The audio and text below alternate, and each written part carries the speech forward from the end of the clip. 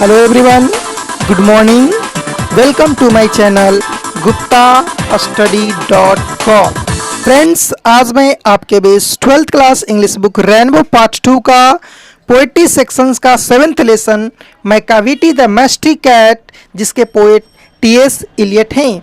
इनका पूरा नाम थॉमस अस्टिन्स इलियट है। फ्रेंड्स, आज हम इस चैप्टर का फुल हिंदी एक्सप्लेनेशन करने वाले हैं।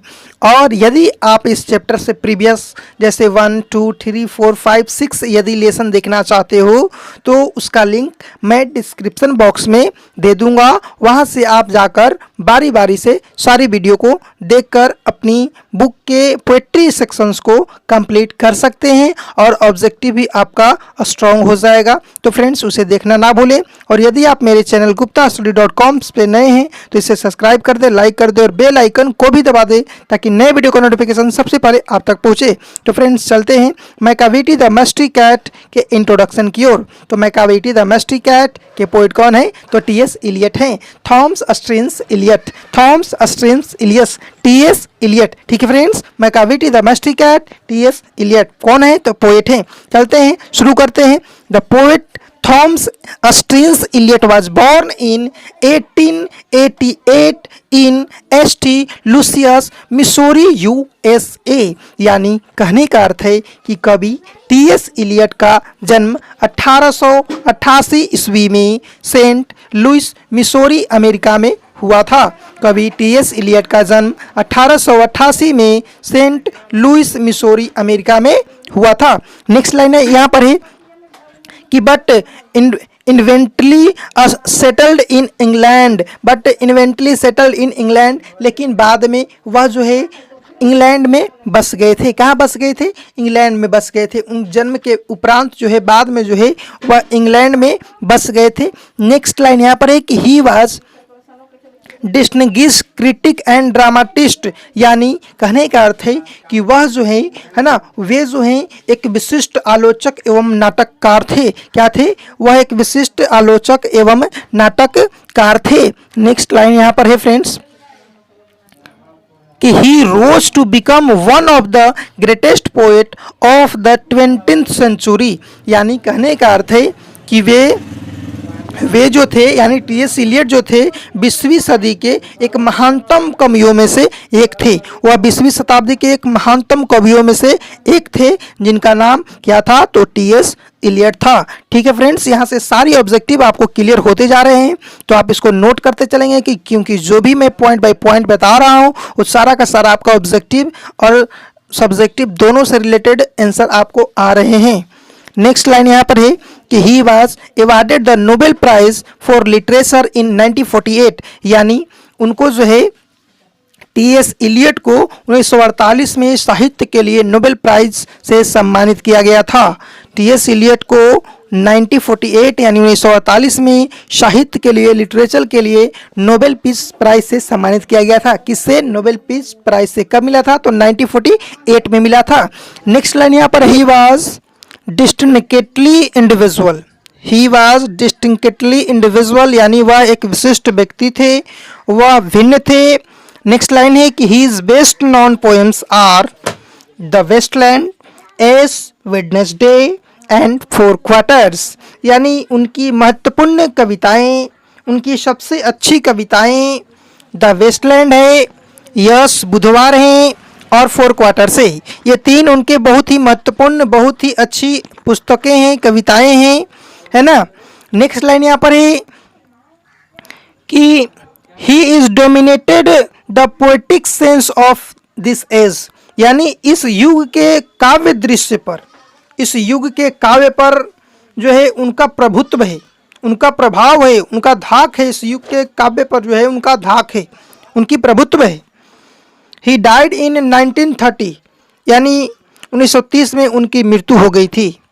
नेक्स्ट लाइन है कि the present poem Macavity the mystery cat is from his collection called old possum's books of practical cats.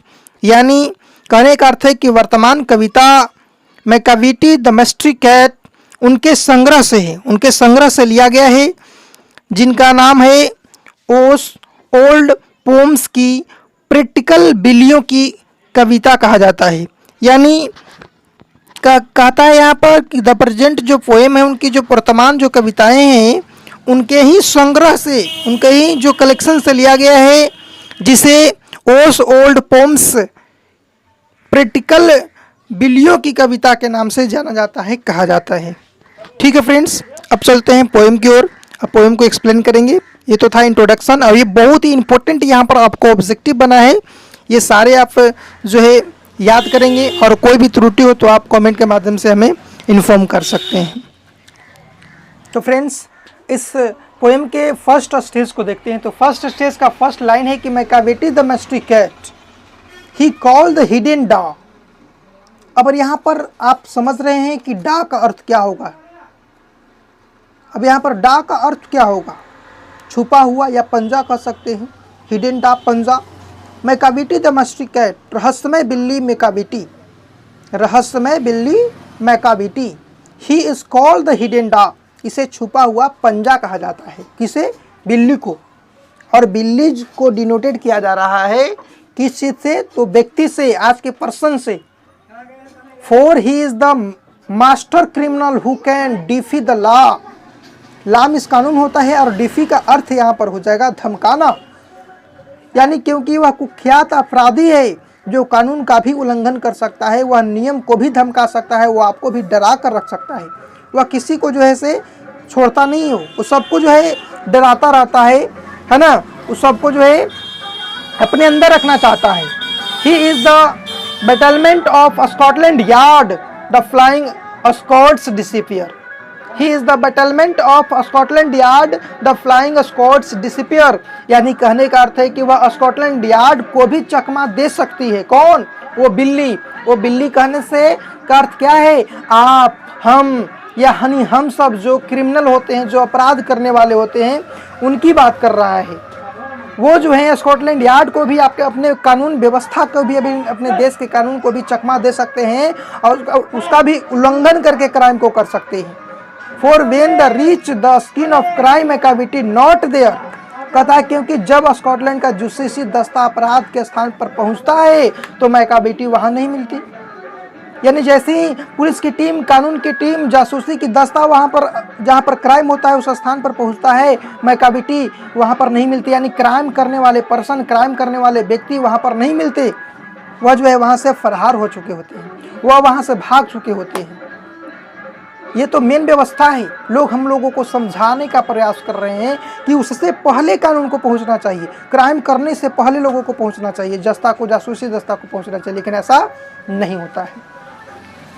मैकावेटी अपना काम कर चुक कर निकल जाती है, तब जो है वहाँ पर जासूसी दस्ता, कानूनी का टीम जो है से पहुँचता है। ये तो था फर्स्ट स्टेज।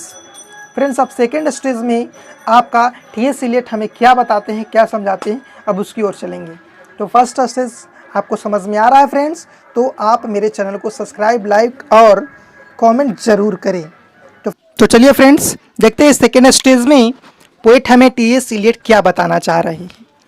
तो सेकेंड स्टेज का फर्स्ट लाइन है कि Macavity Macavity there is no one like Macavity. Macavity Macavity there is no one like Macavity. पढ़ने में भी मजा आ रहा है फ्रेंड्स, पढ़ने में भी अच्छा लग रहा है। ये पोएम बहुत अच्छा, इंटरेस्टेड है।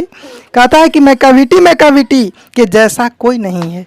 मैकावेटी के जैसा कोई नहीं है, कोई व्यक्ति नहीं है, उसके जैसा कोई वर्क नहीं कर सकता, उसके जैसा कोई किसी में टैलेंट नहीं है। He is broken every human law, he breaks the law of gravity.